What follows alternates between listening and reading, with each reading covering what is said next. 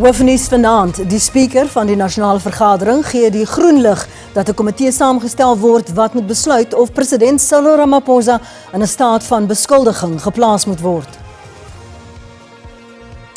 En nog 2 persone sterf in die Weskaap nadat bome op hulle voertuie val tydens stormweer wat weer die provinsie getref het.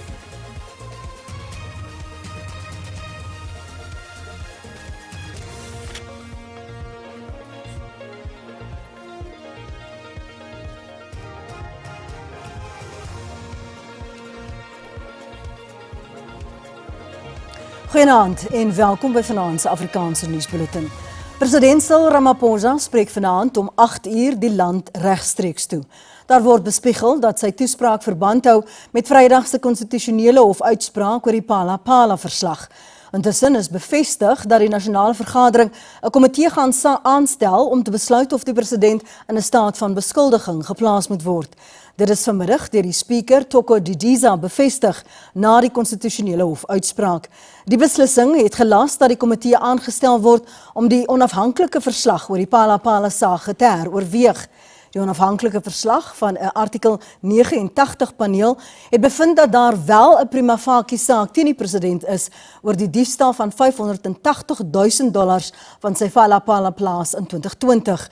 'n meerderheidsstem in die parlement in 2022 het egter teen die aanvaarding van die verslag se aanbevelings gestem. Die konstitusionele hof het die nasionale vergadering se besluit om nie die onafhanklike verslag in 2022 na 'n komitee te verwys nie, wat moes beslis of die president in 'n staat van beskuldiging geplaas moet word, as ongrondwetlik en ongeldig verklaar. Die speaker het nou die parlement versoek om die komitee aan te stel. The Speaker will determine the appropriate program, procedural arrangements, timeframes, and institutional support measures necessary to enable the impeachment committee to undertake and formalize its work effectively, fairly, and within the framework of the Constitution and the rules of the National Assembly. Intussen oorweeg die parlement 2 aansoeke vir 'n mosie van wantroue in Ramaphosa. Die MK-party en die ATM het die naweek versoeke daaroor by die speaker ingedien. Dit is die 2de keer dat die ATM vra vir 'n mosie van wantroue teen die president oor die Phala-Phala saak. Die party het egter die vorige mosie onttrek omdat sy versoek vir 'n geheime stemming geweier is. Albei partye wat die jongste mosie ingedien het, vra vir 'n geheime stemming. The MK party is calling for a secret ballot because members of parliament must be allowed to vote according to their conscience, without fear, without intimidation, and certainly without political pressure from the party structures. A motion of no confidence is one of the most serious constitutional mechanisms available to us in parliament. So it cannot be reduced to party instructions or political bullying behind closed doors. Die parlement sê hy sal binnekort verdere besonderhede verskaf oor die 2 partye se versoek en die aanstelling van die komitee oor die staat van beskuldiging. Vir meer hieroor praat ons bietjie later in die bulletin met die politieke ontleder Dr. Andre Duvenage. Ons gaan intussen voort. Die vraag het ontstaan of wetstoepassers wat deelgeneem het aan die Julie 2021 Aeroton Scania dwelmklopjag, waar tydens 715 kg kokaine in Johannesburg onderskep is, die nodige protokol gevolg het. Dit volg nadat beamptes wat op die misdaadtoneel was, se gedrag daarop wys dat die regte prosedures nie gevolg is in die hantering van dwelmmiddels nie. Volgens die getuienis wat voor die Matlanga-kommissie gelewer is oor die rip-on, rip-off metode van smokkelhandel, 'n samewerking tussen verskillende polisieafdelings nodig om dit te laat werk. Die fokus by die Matlanga-kommissie was op nog 'n hoë profiel dwelmklopjag, die Aeroton Scania Julie 2021 voorval, waar tydens 715 kg kokaine by die Aeroton fasiliteit in Johannesburg onderskep is. Die insident is 'n goeie voorbeeld van hoe syndikaate wetlike logistieke netwerke uitgebuit het vir onwettige smokkelhandel. Maar die kommissie het aangehoor dat dit slegs gedoen kan word met die samewerking van wetstoepassers. In my humble opinion, I do not think these syndicates would be able to deal with the rip-on, rip-off method if corrupt officials are not involved. Kolonel Steyn van die Gauteng Valke het getuig dat die besending dwelms aanvanklik deur 'n meneer Mashaba van die verkeerspolisie onderskep is na 'n wenk van 'n meneer Nku. Die getuienis suggereer dat Mashaba en die ander beamptes wat saam met hom was, nie die regte protokol gevolg het nie. At the time, the officers were busy at the scene. A call was made to 10111 alleging hijacking of a truck by bogus police. 10111 dispatched officers from Boysens Police Station. Boysens Police Station approached these officers on the scene, and there seemed to have been a disagreement regarding where the exhibits and the suspect would be taken. There were also allegations that the 3 officers on scene had loaded the drugs on the scene in order to leave with the drugs. Mashaba en die ander 2 offisiere is later deur die valke vir dwelmsmokkelary in hegtenis geneem. Verdere getuienis dui daarop dat baie foute gemaak is toe die valke die misdaadtoneel oorgeneem het. In hindsight, I would agree with him that we should have just continued with the investigation, and then indeed there might have been a different outcome. But that is in hindsight. Sometimes we need to make decisions on a crime scene within minutes or in a very short space of time. Die ondersoek duur voort. Die Wêreldgesondheidsorganisasie sê 7 gevalle van die hantavirus wat verbind word met die MV Hondius luukse passasiersskip is bevestig. Dit terwyl die laaste persone van die skip by Tenerife by die Spaanse Kanariese eilande ontruim is om na hulle tuislande gerepatrieer te word. Die skip sal sy reis na Nederland voortsit waar dit asook die bagasie ontsmet gaan word. Persone op die skip is onder streng gesondheidsprotokolle ontruim. Persone sonder simptome word op spesiale vlugte gerepatrieer vir selfkwarantyn. Die Wêreldgesondheidsorganisasie het aanbeveel dat die persone aan boord vir minstens 42 dae selfkwarantyn sedert gister. I know the French experts will do all that's needed to manage this. And that's why we say, when you see it from different angles, this may not be a concern, but at the same time, all the preparations also gives us confidence, and the behavior of the virus also, which is not, we said it many times, is not COVID. So if you add all that, I think that's where it comes. When I say not worry, it doesn't mean that there are no issues here, but it means we can handle it and it can be handled. Die hantavirus word gewoonlik deur knaagdiere versprei, hoewel dit in seldsame gevalle soos die Andes variant van mens tot mens oorgedra kan word. Britse gesondheidsbeamptes het inwoners naby die Arrow Park Hospitaal gerusgestel dat die 22 burgers wat tans hier in isolasie is, geen simptome van die virus toon nie. This is an understood known virus that that can be managed appropriately, and so it's very, very different, and the risk is really, really low. You've got to have really, really close contact. It's not like COVID or flu or those sorts of types of viruses. Australië het 'n spesiale vlug gereël om sy burgers en een Nieu-Seelander te ontruim. Flights are still in the process of being finalised. This is a complex operation that often is likely to involve a couple of different countries, and we'll be in a position to provide further updates once those flights are finalised. Kenners sê daar is geen rede tot paniek nie en dat die virus slegs in baie noue kontak oorgedra kan word. Die nuus in Afrikaans gaan net hierna voort. Bly by ons.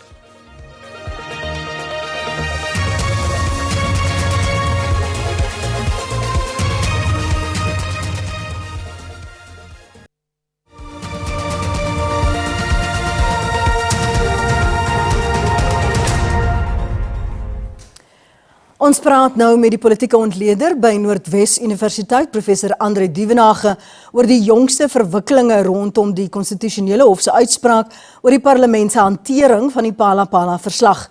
Goeienaand professor Duvenage en baie welkom by ons bulletin. Net om aanvanklik te begin, wat lees jy in die president se besluit om Suid-Afrikaners vanaand toe te spreek? Goeienaand Lenet en die kykers. Ek lees, die eerste ding wat ek lees is dat hy daar's groot onsekerheid ten opsigte van die posisie van die president.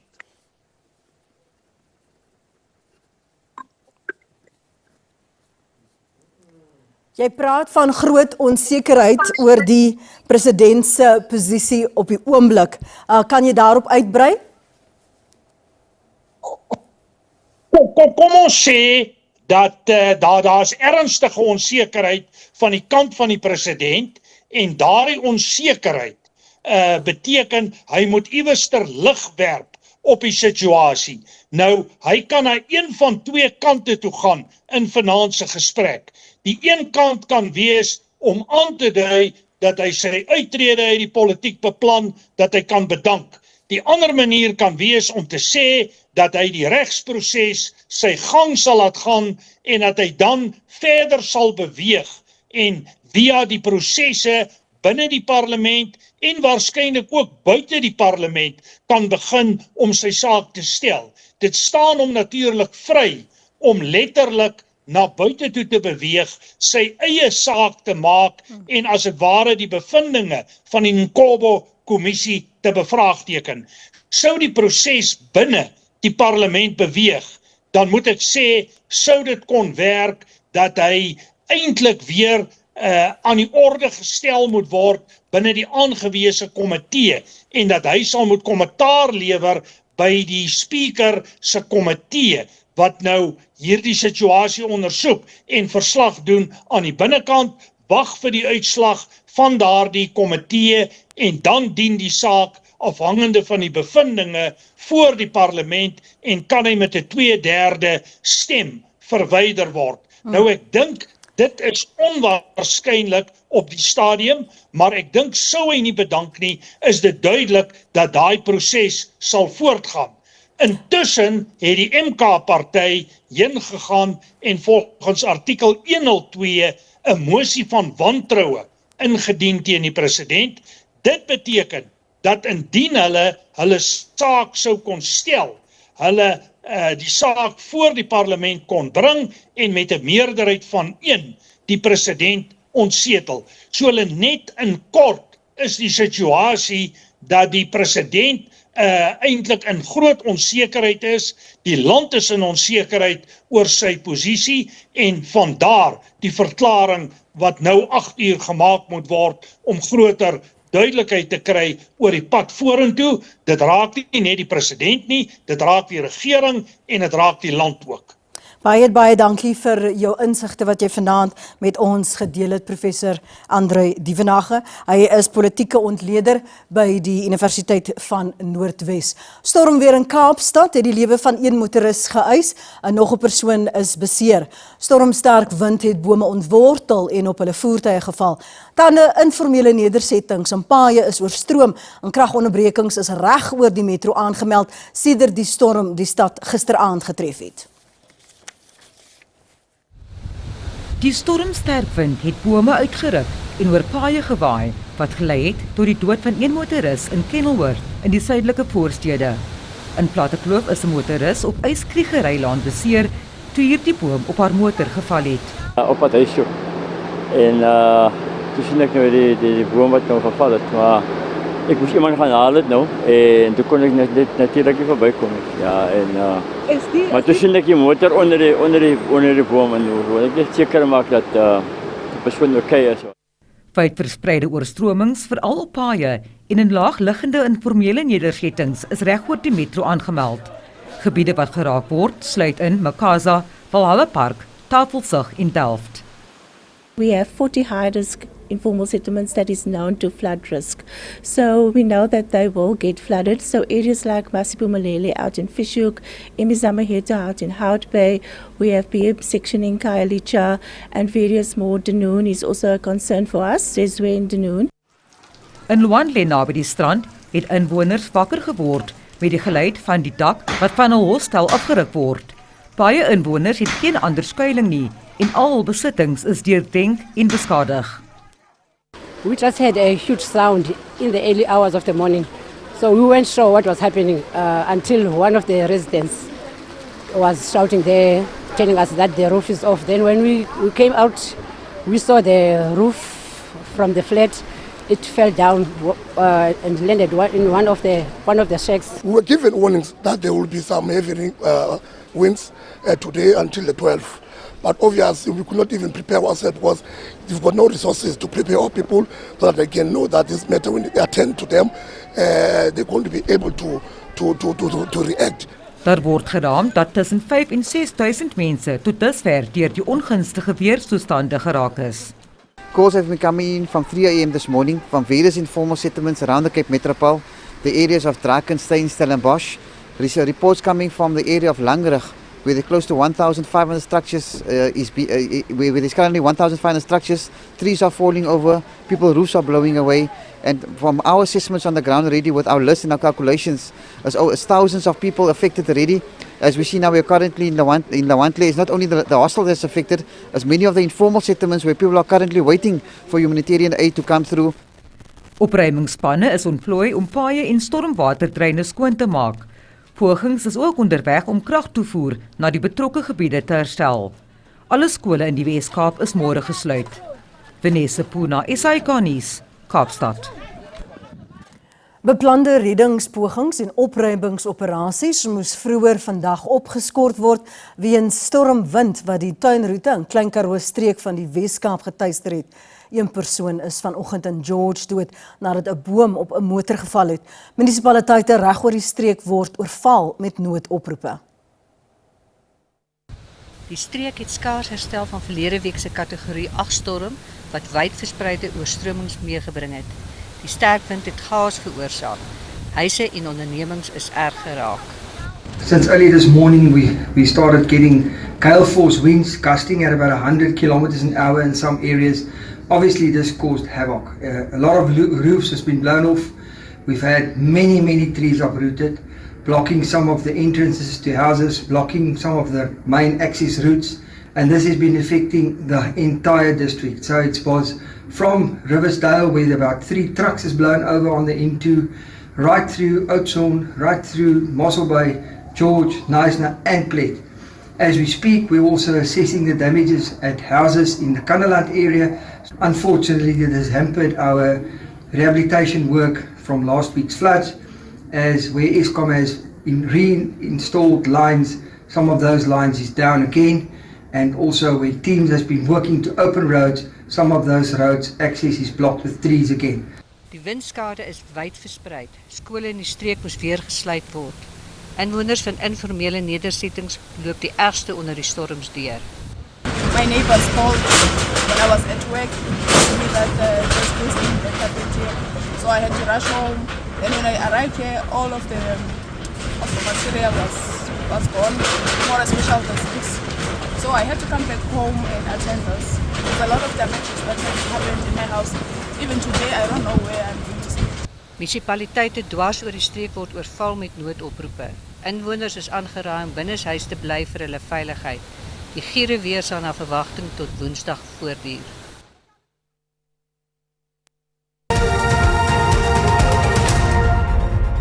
En kom ons kyk hoe die markte om 5:00 vanmiddag met die sluiting van die JSE vertoon het.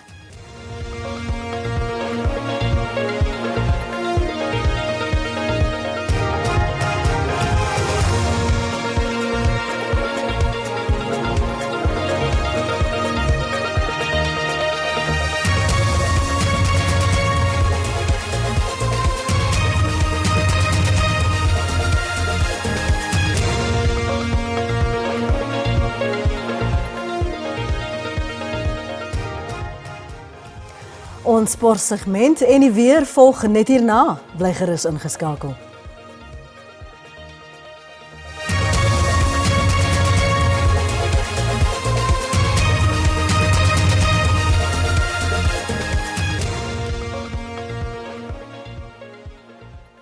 Dank nou net wat dit sou lyk as Rytan juist daai wen op sy YouTube kanaal kon vertoon. Miljoene. Dankie vir die saamkyk. Dis waar ons vanaand moet groet. Mooi aan verder. Totsiens.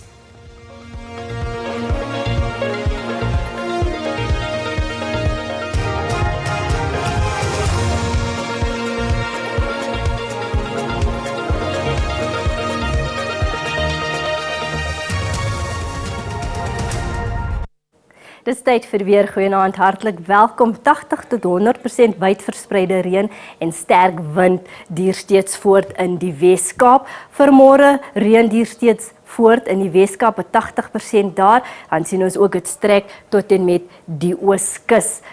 Vir vandag is daar 'n waarskuwing uitgereik vir sterk wind wat rowwe seetoestande veroorsaak langs die Wes-Suidwes en dan ook die Ooskus. Dan is daar 'n waarskuwing uitgereik vir swaar reën wat dan verwag word in die Wes-Kaap. Vir vannag is daar ook 'n waarskuwing uitgereik vir sterk wind wat verwag word in die westelike dele van die land en dan ook in die suidelike dele. Dan sien ons ook die rowwe seetoestande langs die Wes-Suidwes en dan ook langs die Suidooskus. Vanmôre rowwe seetoestande duur steeds voort. Sien ons ook swaar reën in die Wes-Kaap en dan is daar nog 'n waarskuwing vir môre met rowwe seetoestande wat dan strek vanaf die Weskus, Suidwes en dan die Suidooskus en dan sterk wind word dan verwag in die westelike dele en suidelike dele.